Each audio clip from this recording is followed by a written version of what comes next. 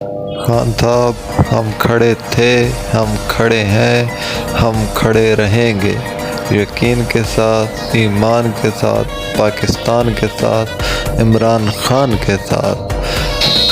خان صاحب، 27 مارچ کے کل کے اسلام آباد کے جلسے نے بتا دیا ہے کہ پاکستانی ایک غیرت مند قوم ہے۔ آپ کی ایک للکار پہ بھی اپنی جان دینے تک کو تیار ہیں۔ یہ مہنگائی سے نہیں گھبراتے۔ یہ مہنگائی بے شک آسمان کی بلندیوں تک کیوں نہ پہنچ جائے، پاکستانی لوگ آپ کے ساتھ کھڑے ہیں۔ یہ آپ کے لیے اپنی جان دینے تک کو تیار ہیں۔ کل کے جلسے نے ثابت کر دیا ہے، جس طرح سے یہ پوری پاکستان سے قافلے آئے، انہوں نے دکھایا کہ یہ کتنی محبت کرتے ہیں آپ سے۔ اپوزیشن اور دوسرے مریم نواز، مولانا فضلو تو دنگ رہ چکے ہوں گے آپ کے جلسے کو دیکھ کے۔ آپ کھڑے رہیں اسی طرح ڈٹ کے، مقابلہ کریں ان چوروں ڈاکوؤں کا۔ ہم آپ کے ساتھ کھڑے ہیں۔ آپ کہتے تھے نا گھبرانا نہیں ہے، آج ہمارا وعدہ ہے آپ سے کہ آپ نے نہیں گھبرانا۔ ان چوروں لٹیروں کو پکڑیں،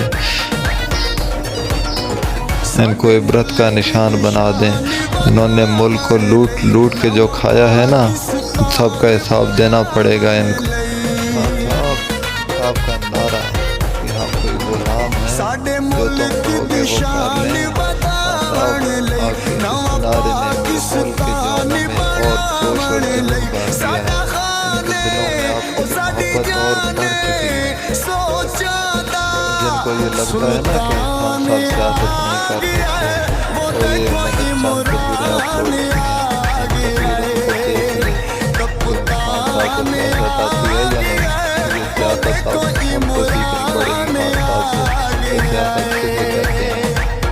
خان صاحب نے تو ابھی کم امید رکھی تھی اس جلسے میں لوگوں کی، یہ تو خان صاحب کی امیدوں سے بھی زیادہ لوگ آئے خان سے جلسے میں۔ اب دیکھیں پوری دیکھتے ہوں گے ہم کس طرح لوگ پہنچے تھے خان صاحب کی محبت میں۔ صرف ایک للکار تھے، خان صاحب لگی ہو جائے۔ خان صاحب کے جلسے کے لیے پاکستان کی خوبصورت ریلیاں آئی ہیں، آگے سے کبھی ریلیاں نکلی ہی نہیں تھی، لیکن خان صاحب کی ایک للکار سے پاکستان کے ایسے ایسے علاقوں سے ریلیاں نکلی ہیں۔ چھبیس کو فضلو کا بھی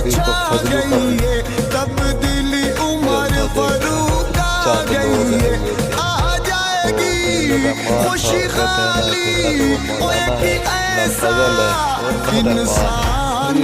یہ ایسی کہتے ہیں چاندی لوگ ہیں جو پی ٹی آئی کے جلسے کو دیکھ کر دم دبا کر بھاگ گئے، تو یہ بھی نہیں بچ